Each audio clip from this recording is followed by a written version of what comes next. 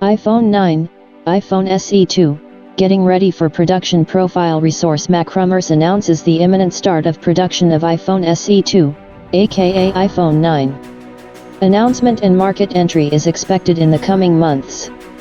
At the moment, the release is being prepared at the plant in Shenzhen.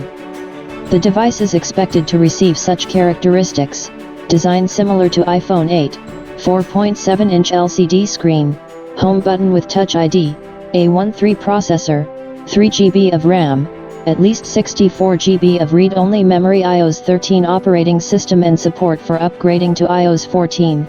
Single main camera. This smartphone is positioned as a budget. Its likely recommended price is $400.